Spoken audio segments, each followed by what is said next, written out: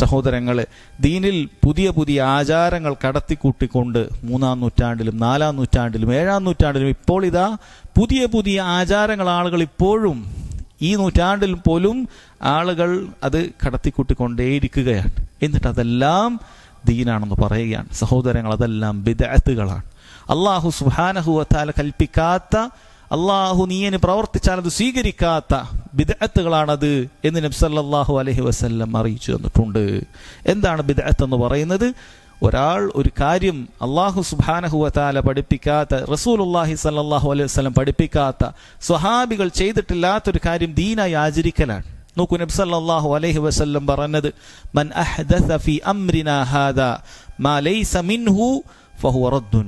മൻ അഹ്ദസ ഫീ അംരിനാ ഹാദാ, നമ്മുടെ ഈ കാര്യത്തിൽ, നബി സല്ലല്ലാഹു അലൈഹി വസല്ലം ഈ കാര്യത്തിൽ എന്നാണ് പറഞ്ഞത്. ഫീ അംരിനാ ഹാദാ, ഹാദ എന്ന് പറയുന്നത് ഒരു കാര്യം, നിലവിലുള്ള ഒരു കാര്യത്തിനാണ് പറയുന്നത്. ഇപ്പോഴുള്ള ഈ ദീനിൽ, നബി സല്ലല്ലാഹു അലൈഹി വസല്ലം പഠിപ്പിച്ച ഈ ദീനിൽ ആരെങ്കിലും പുതുതായി ഒന്ന് കൊണ്ടുവന്നാൽ, നബി സല്ലല്ലാഹു അലൈഹി വസല്ലം പറഞ്ഞു, മാ ലൈസ മിൻഹു, അതിലില്ല, അള്ളാഹുവിന്റെ റസൂൽ പഠിപ്പിച്ചതായിട്ട് അതിലൊന്നും തന്നെ ഇല്ല, ഫഹുവ റദ്ദുൻ, അത് തള്ളപ്പെടുന്നതാണ് എന്നാണ് പറഞ്ഞിട്ടുള്ളത്.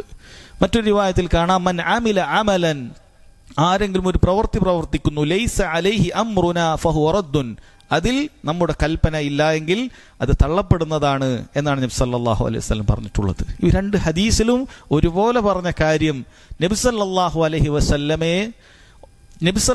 അലൈഹി വസല്ലമയുടെ കൽപ്പന ഇല്ലാത്ത കാര്യം ഒരാൾ ചെയ്തു കഴിഞ്ഞാൽ അത് തള്ളുമെന്നുള്ള കാര്യം ഈ രണ്ട് ഹദീസിലും ഒരുപോലെ പറഞ്ഞിട്ടുണ്ട്. എന്നാൽ ഈ രണ്ട് ഹദീസിൽ ചെറിയ വ്യത്യാസമുണ്ട്. ഒന്നാമത്തെ ഹദീസിൽ ബിദ്അത്തുകൾ ഒരാൾ ഉണ്ടാക്കിയാൽ അത് തള്ളപ്പെടുന്നതാണ് എന്നാണ് പറഞ്ഞത്.